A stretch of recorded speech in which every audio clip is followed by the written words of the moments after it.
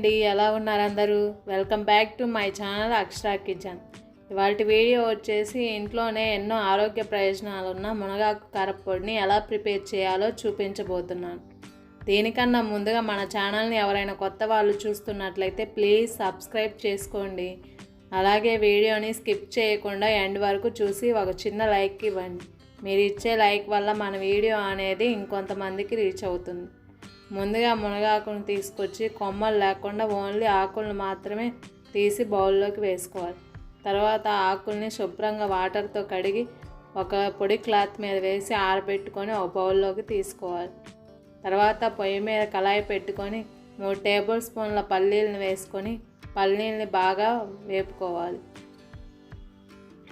పల్లీలు వేగాక ప్లేట్లోకి తీసుకోవాలి. తర్వాత అదే ప్యాన్లో 1 టేబుల్ స్పూన్ ఆయిల్ వేసుకొని 2 టేబుల్ స్పూన్ల పచ్చిపప్పు, 2 టేబుల్ స్పూన్ మినపప్పు, 1 టేబుల్ స్పూన్ ఆవాలు, 1 టేబుల్ స్పూన్ జీలకర్ర, 2 టేబుల్ స్పూన్ ధనియాలు వేసుకొని వీటన్నిటిని బాగా ఫ్రై చేసుకోవాలి.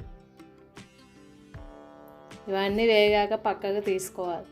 తర్వాత అదే కళాయిలో 20 నుంచి 30 ఎండుమిర్చిని వేసుకొని ఎండుమిర్చిని కూడా వేయించుకోవాలి. వేగాక పక్కకి తీసుకోవాలి.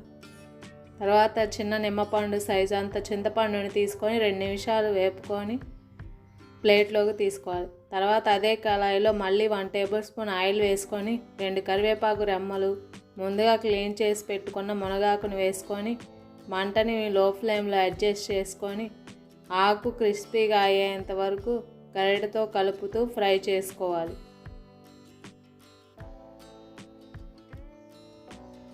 ఈ విధంగా ఒక 10 to 15 మినిట్స్ ఫ్రై చేసుకున్న తర్వాత ఆకు వేగిందో లేదో ఇలా చెక్ చేసుకోండి.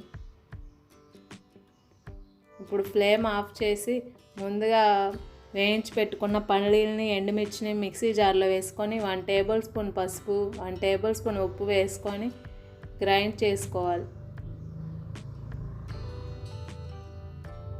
తర్వాత ముందుగా వేయించి పెట్టుకున్న మునగాకును కూడా అందులో వేసుకొని 5-6 వెల్లుల్లి రెబ్బలు వేసుకొని లిడ్ క్లోజ్ చేసి మళ్ళీ కోర్సుగా గ్రైండ్ చేసుకోవాలి. అంతేనండి, ఎన్నో ఆరోగ్య ప్రయోజనాలు ఉన్న మునగాకు కారపొడిని ఇంట్లోనే తయారు చేసుకోవచ్చు. మీకు కనుక నా వీడియో నచ్చినట్లయితే లైక్ చేయండి, షేర్ చేయండి. ఇలాంటి మరిన్ని వీడియోస్ కోసం మన ఛానల్ని సబ్స్క్రైబ్ చేసుకోండి. Thanks for watching.